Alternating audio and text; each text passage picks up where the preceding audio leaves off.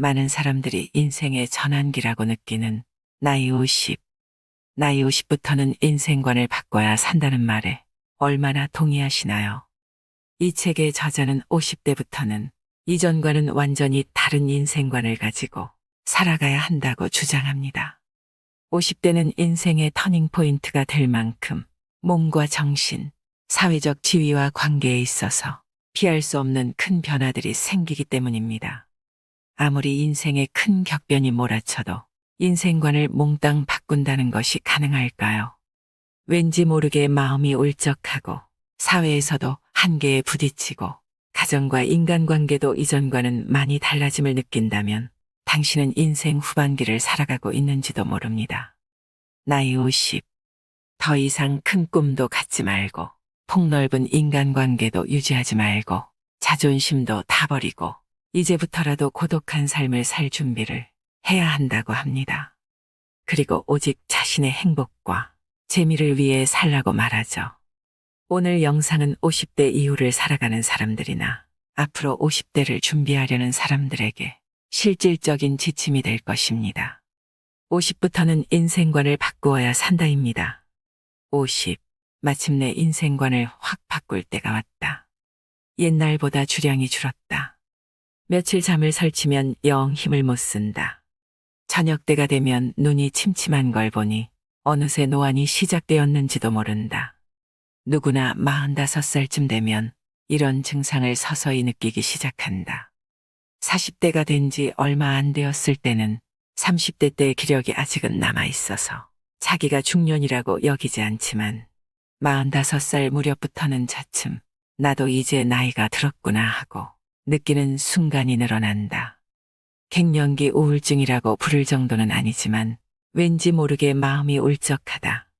그러다 보면 어느덧 50대의 문턱을 넘어서게 되는데 자기도 모르게 사는 게 뭔지 모르겠다며 한탄하게 된다.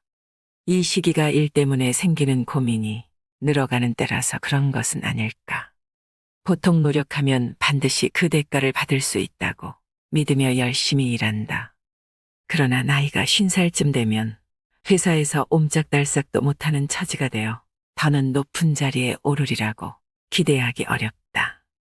당연히 한계에 부딪힐 수밖에 없다. 임원직을 내려놓거나 손아래 사람에게 지시를 받는 상황이 되기도 하고 한직으로 이동하라는 제안을 받기도 한다. 최근에는 현실적으로 나이를 가리지 않고 누구나 명예퇴직 대상에 오르게 되었다. 한편 이 시기에는 가정에서도 변화가 생긴다. 자녀들은 진학이나 취업 그리고 결혼 등으로 집을 떠나 독립할지도 모른다. 또 연로하고 노안으로 고생하는 부모님을 돌봐야 하는 상황에 처하게 될 수도 있다. 어쩌면 황혼 이혼이라는 길을 선택하게 될지도 모른다. 그리고 인간관계도 이전과 달라진다. 친구나 지인들과 교제가 점점 줄어든다. 또 젊은 날을 함께 지내왔던 친구와 슬픈 이별을 하게 되기도 한다. 예전에는 멀게만 느껴졌던 노화와 죽음이 눈앞으로 다가오기 시작했다는 것도 이제야 실감하게 된다. 이렇게 여러 가지 변화를 겪으면서 많은 사람들이 50세를 인생의 전환기라고 느낀다. 그래서 이 시기에는 이제껏 추구해왔던 인생의 목적이나 가치관이 흔들리면서 한꺼번에 폭탄 터지듯 위기를 맞이한다. 새로운 인생관을 찾아야 할 때가 온 것이다. 요즘은 100세 시대라는 말을 자주 듣는다. 100세까지 산다고 치면 50세는 겨우 반환점이다. 여생이라고 부르기에는 아직 많이 남은 인생을 한숨만 쉬면서 보낸다면 너무 아깝지 않은가. 이때를 충실하게 산다면 인생의 마지막 순간에 다다랐을 때 참 유익한 삶이었다고 자신있게 말할 수 있을 것이다. 공자는 쉰에 하늘의 뜻을 알았다라고 말했다. 50세 이후 빠지기 쉬운 부정적 감정에 어떻게 대처할까?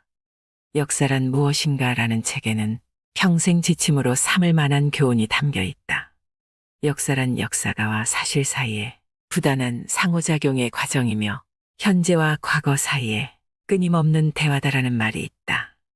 여기서 현재와 과거 사이의 대화를 알기 쉽게 설명하면 현재가 이러하니까 과거가 그렇게 보인다는 것이다. 과거를 바라보는 사람은 누구든 현재라는 시대적인 제약을 받는다. 그래서 그때 자신이 놓인 상황에 따라 역사를 보는 견해도 달라진다.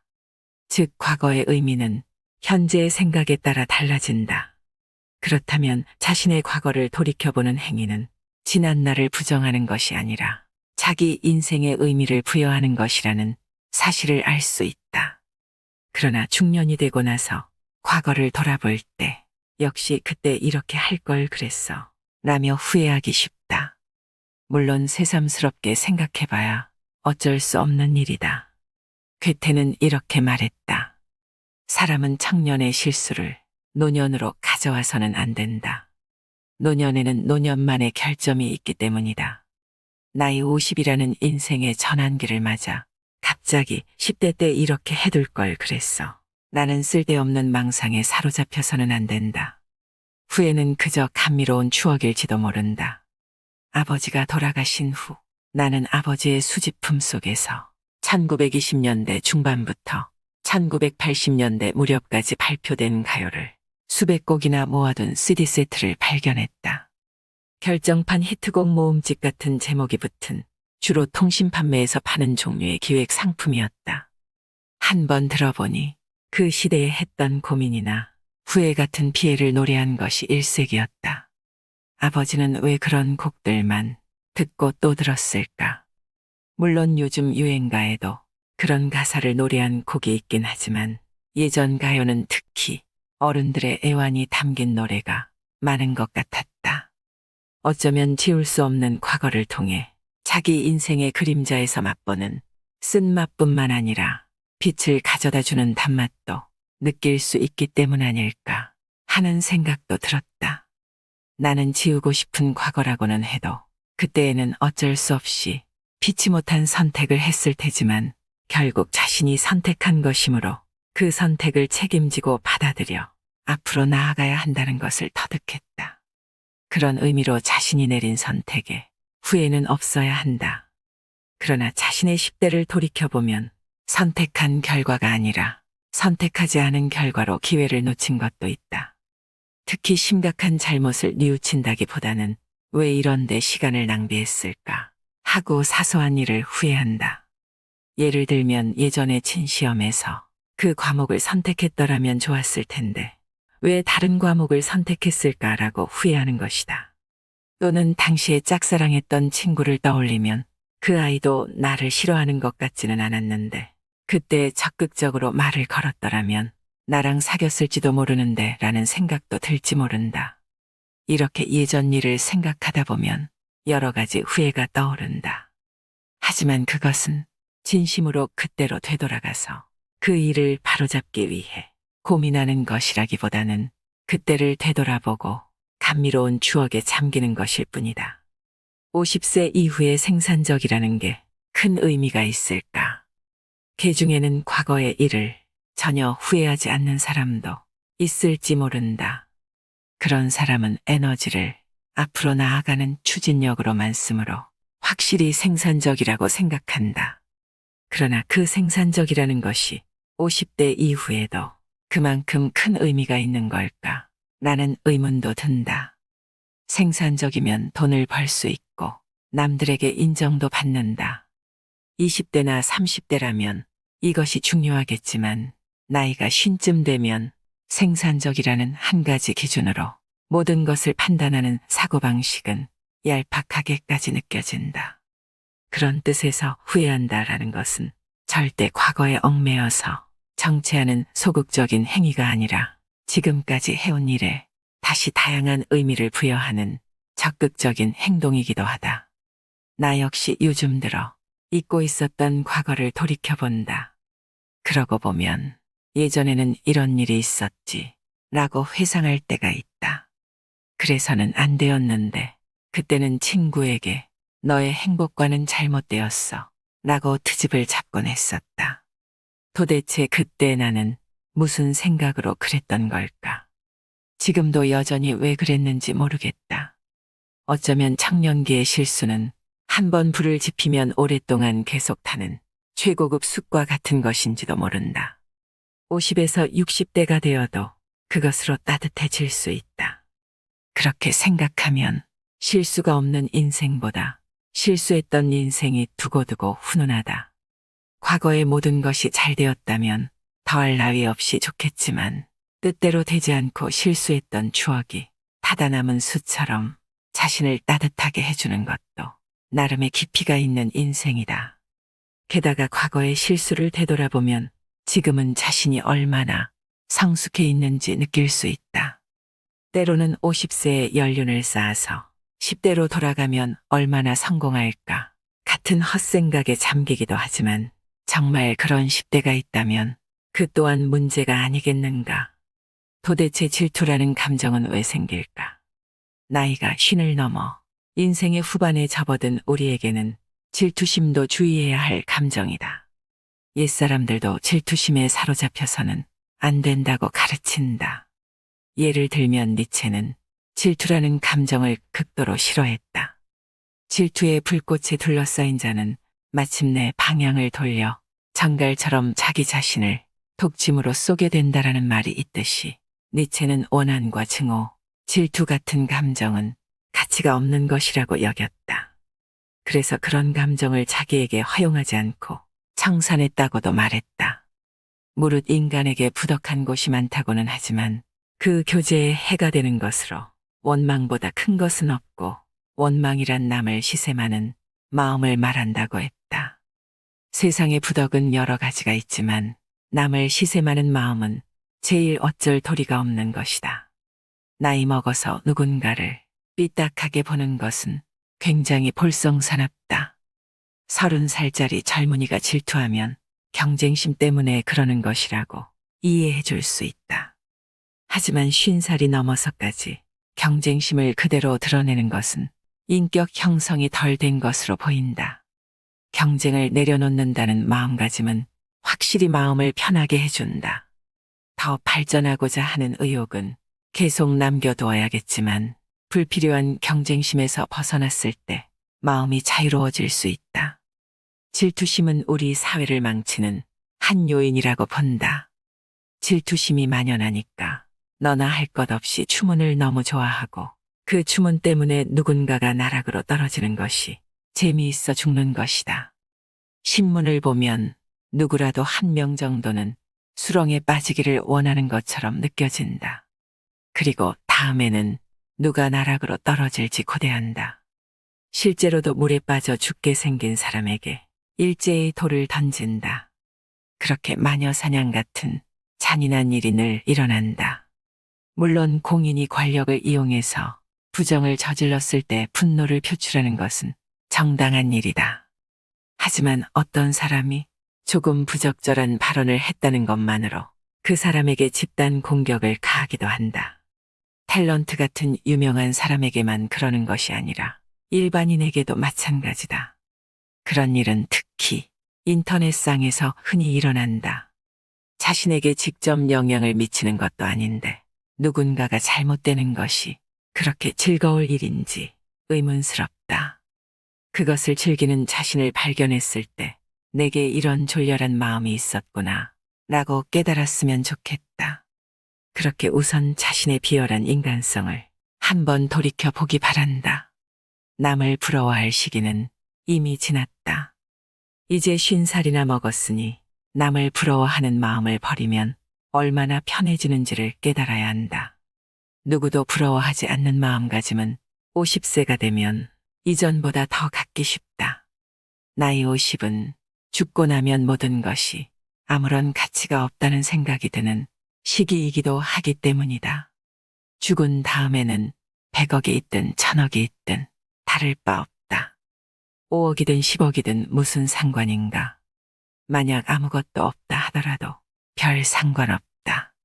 그런 죽음의 순간이 머지않아 다가온다고 생각하면 사회적인 성공이나 실패가 남은 인생에 얼마나 의미가 있을까 하는 생각이 든다. 30대나 40대 때는 자신과 나이가 비슷한 또래가 얼마나 출세했는지 신경 쓰인다. 그러나 내 경험으로 미뤄보건대 50살쯤 먹고 나면 대학 시절에 동기들과 모여도 누가 출세했다고 하는 이야기는 좀처럼 나누지 않는다. 50세는 이미 성공이나 실패가 어느 정도 결정되어 버린 시기이다. 물론 돈이 너무 없으면 곤란하지만 영원히 살 수 없다고 생각하면 돈에 그다지 집착할 것도 없다. 많은 돈을 벌겠다고 아등바등하기보다 좋아하는 일을 하면서 그 대가로 돈을 벌면 그만이라고 마음먹는 편이 의욕도 생긴다. 자기가 하는 일이 그 자체로 즐거우면 돈이 많은 사람도 별로 부럽지 않다. 젊었을 때는 경쟁심이 긍정적으로 작용하기도 한다. 30대 때는 자존심이 상하는 일이 생기면 더 분발하려는 마음이 들기도 하고 또래가 출세하는 모습을 보면 덩달아 의욕이 솟기도 한다. 누가 집을 지었다고 하면 자신도 그렇게 하고 싶어진다. 하지만 50살이 되면 누가 부장이 되든 집을 짓든 나와 상관없는 일이라는 마음이 들기 시작한다. 또래의 모임에서도 자기 건강이나 부모님 간병이 더 많이 화제에 오른다. 60대가 된 후에나 그렇게 되는 사람도 있겠지만 보통 50세가 넘으면 동년배와의 경쟁은 이제 끝났다고 절실히 느끼게 된다. 가슴속 응어리는 제발 털어내자. 누구나 마음의 상처를 가지고 살아간다. 배탈이 심하게 나도 언젠가는 장이 서서히 회복되는 것처럼 마음의 아픔도 시간이 흐르면 천천히 치유될 것이다. 당연히 하루아침에 모든 감정을 털어낼 수는 없다. 하지만 상처를 품고 속으로 사귀는 것은 결코 좋은 방법이 아니다. 50살 이후부터는 가슴속 응어리를 조금씩 뱉어내는 연습이 필요하다. 이런 일이 있었으니 회복하는데 2주는 걸리겠어라고 체념해도 좋고 그 일 때문에 정말 상처받았어라고 푸념해도 좋다. 우선 자신의 상황을 객관화하여 말로 표현하는 것이 중요하다. 누군가 신뢰할 수 있는 사람에게 가끔은 불평을 털어놓아도 된다. 그렇게 해야 마음의 해독, 즉 감정의 노폐물을 다 배출하고 밖에서 의연하게 활동할 수 있다. 하지만 주의할 점도 있다. 망가진 카세트 테이프처럼 똑같은 불만을 자꾸 호소하면서 상대방을 지치게 만들면 안 된다는 것이다. 똑같은 불만을 계속 이야기한다는 것은 그만큼 마음의 상처가 깊다는 것을 의미한다. 이럴 때는 무조건 문제에서 벗어나는 것이 중요하다. 그럴 땐 심리적으로 문제를 멀리해라. 문제가 있는데도 아무 조치도 취하지 않고 그저 망가진 카세트 테이프처럼 되는 것을 반드시 경계해야 한다. 이제 자존심과 꿈과 사람은 버리고 오직 나를 위해서만 살아라. 50세에 직면하는 인생의 위기를 극복하는 방법이 한 가지 더 있다. 바로 힘을 빼는 것이다. 나이가 50쯤 되면 세상이 어떻게 돌아가는지 터득하게 된다. 앞으로 인생에서 무슨 일이 일어나도 지금까지 죽지 않고 살아왔으니 지나치게 애쓰지 않아도 되지라고 담담하게 받아들일 수 있다. 노련한 축구 선수가 경기를 뛸 때 체력을 적절히 배분하는 것과 같다. 90분간 계속해서 뛰기는 힘들지만 바로 지금이야 하는 순간에 몸을 움직여서 골을 넣을 수 있다. 그처럼 효과적으로 힘을 빼는 방법을 일에서도 생활에서도 적용할 수 있다면 좋겠다. 나는 여러 가지 훈련 끝에 힘을 빼는 방법을 터득했다. 예를 들면 나는 젊을 때 국가대표전 축구 시합을 보다 보면 답답함을 주체하지 못할 때가 있었다. 왜 거기에서 슛을 쏘는 거야? 그렇게 선수를 교체하면 안 되지라며 애꿎은 텔레비전을 향해 비난을 퍼부었다. 생각해보면 축구라는 경기의 성격상 대부분의 실점은 선수와 연관되어 있다. 즉 아무리 잘해도 화나는 요소가 숨어 있다는 말이다.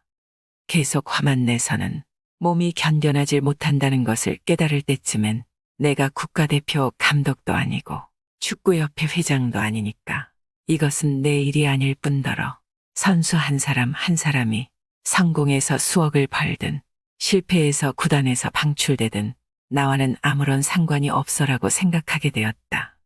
그리고 분노가 치밀어 오를 땐 화를 내는 것이 아니라 이러면 안 되지라며 웃으려고 노력한다. 그러면 힘을 뺄 수 있었다. 냉소적으로 보는 것이 아니라 열심히 응원은 하지만 실수에는 눈을 감고 잘한 점은 크게 기뻐하는 관전 방식을 터득했다. 축구 관전 경력이 30년이 쌓인 후에야 겨우 여기까지 왔다. 2018년 러시아 월드컵 경기에서는 결정적인 실수로 실점을 당했는데도 전혀 아무렇지 않을 정도였다. 그랬더니 가족들이 칭찬해줬다. 이제야 차분하게 축구를 볼 수 있게 되었군. 이러면서 말이다. 나이가 들면 화를 잘 낸다는 말을 자주 듣는다.